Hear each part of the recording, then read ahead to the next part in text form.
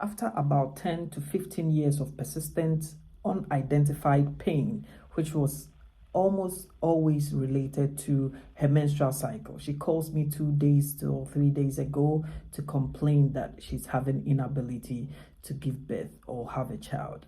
What am I talking about? I'm talking about endometriosis. Stick with me as I take you through the roller coaster of endometriosis. You are here on a robust lifestyle with Dr. Ologo.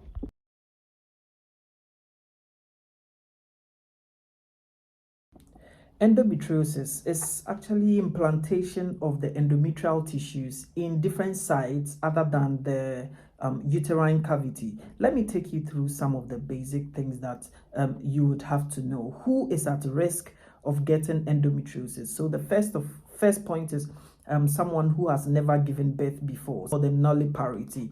We also have family history, especially those of first generation family history of endometriosis. If you know that your menstrual cycle, the entire cycle, we know that the normal is 28 days cycle, but if you know that your menstrual cycle is less than 27 days cycle, and also if you know you menstruate more than 7 days more, then there is a risk of getting this disease condition. Also, there is what we call the early menarche. Early menarche is starting your menstrual cycle at a very early age, very early age. People with heavy bleeding during their menses, they are at risk of having this condition. Also, there is what we call the delayed childbearing age or late primary parity. When I talk about late primary parity, I'm talking about your first child. You know, sometimes people will call these children precious baby.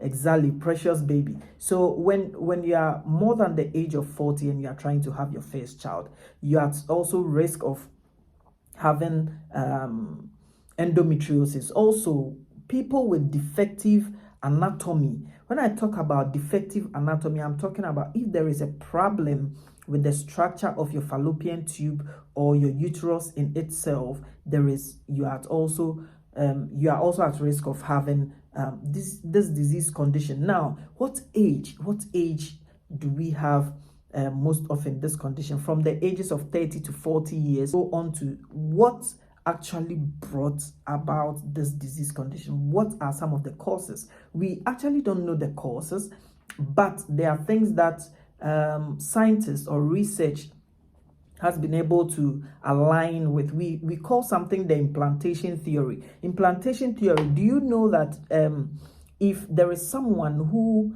bleeds backwards, when I say bleeds backwards, it means when it's time for you to have your menstruation, the menses doesn't actually come out. There is a retrograde. I mean, the menses is going back. Now, what are some of the components of the menses, so that it makes you understand why they brought about this this theory?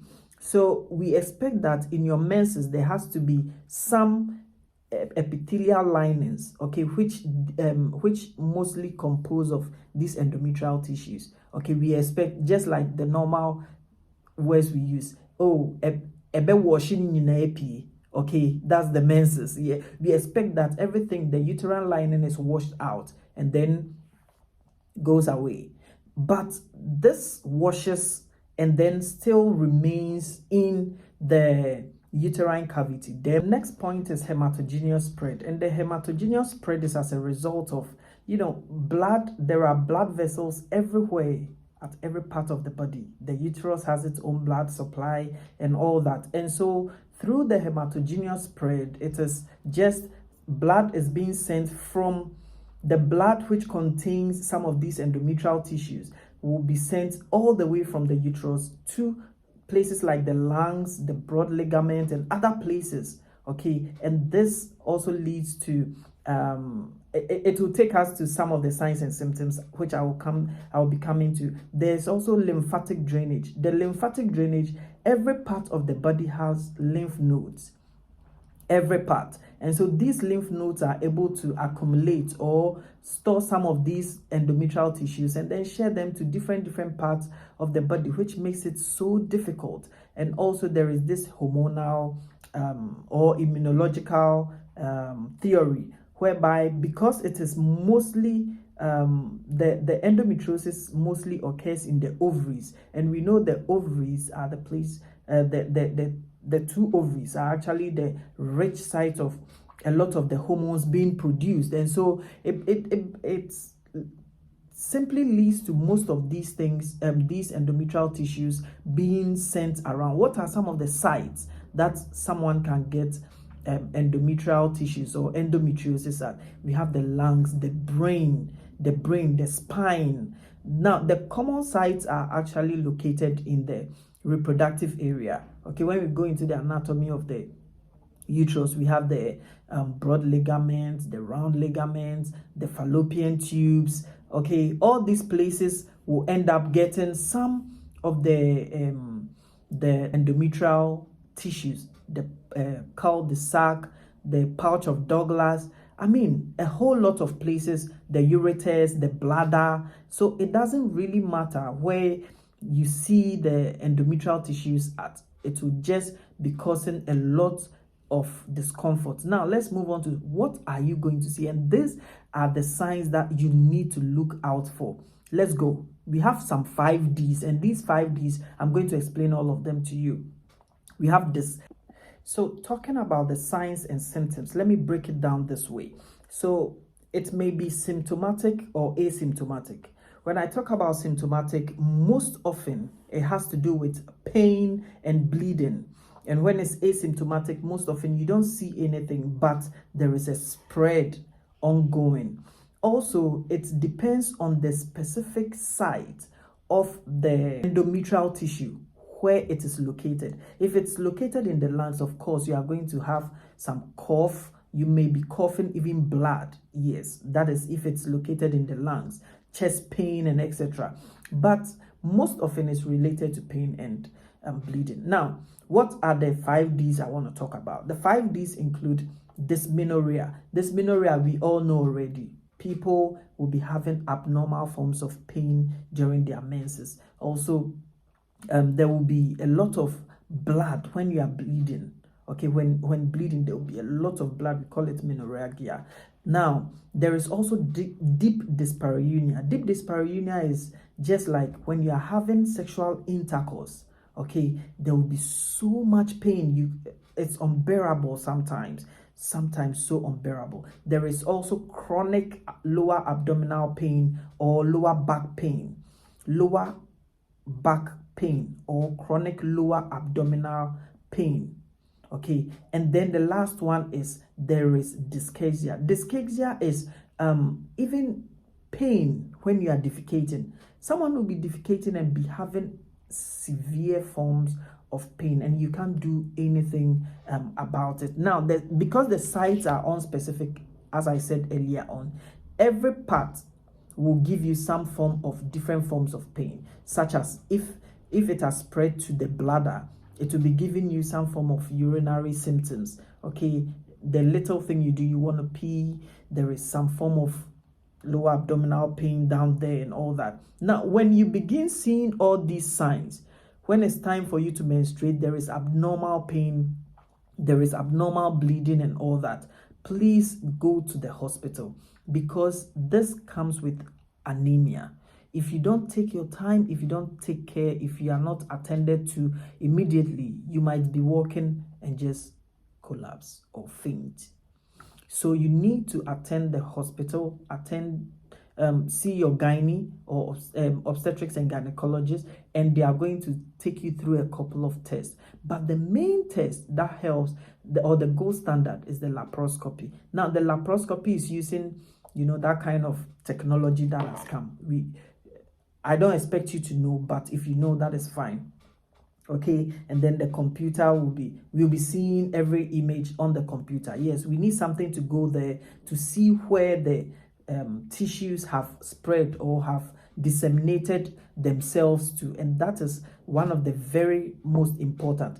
If you are encountering some complications Okay, okay, let me say we'll get to the complications. But some of the differential diagnosis, sometimes people think they have pelvic inflammatory disease, but it's not pelvic inflammatory disease. You may be suffering from this endometriosis. There is cervical cancer, ovarian cancer, because of the location of the pains. All right, there may also be ovarian torsion. You may also be thinking you have PCOS, but that's not the trick. That's not the thing. You may actually be suffering from endometriosis and then misdiagnose it as PCOS, and then you'll be doing dietary and trying to lose weight and etc. But the thing is actually there.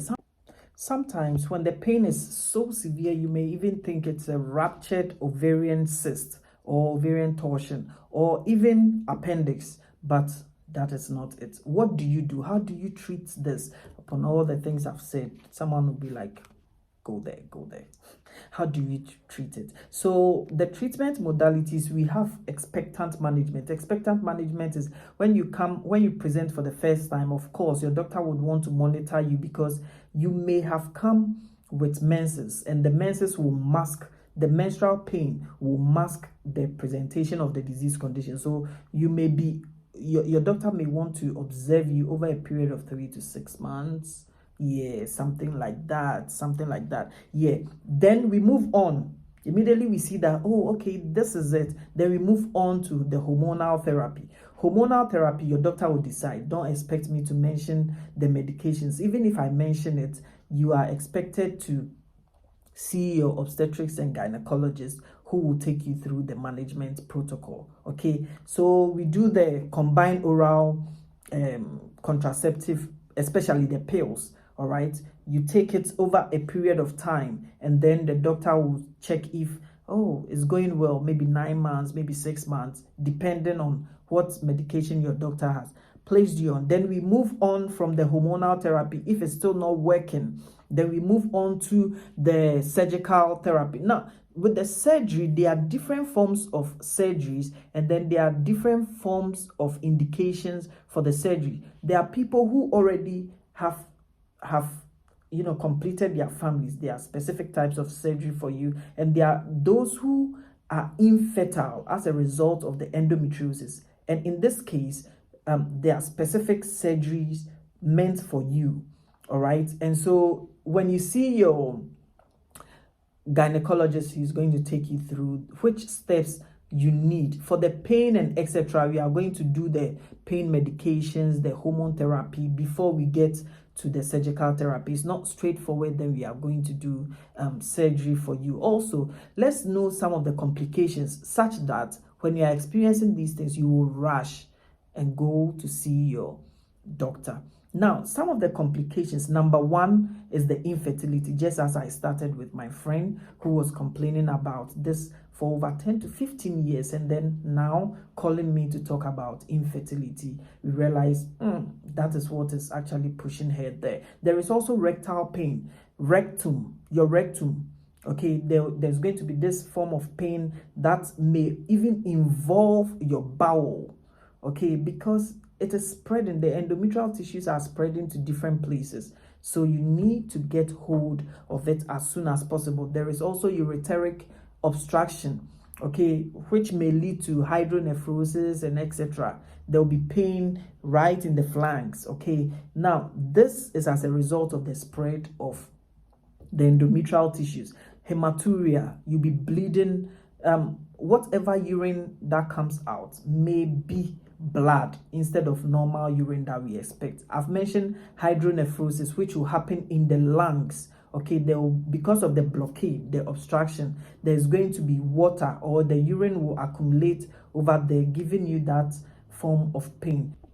I hope this was helpful. If you have any questions, you can kindly drop them in the comment section. And then if you like this and many more to come, kindly subscribe to the channel, like and share to others who might be even having this condition. It was a nice time spending with you. It's a robust lifestyle with Dr. Ologo. Thank you.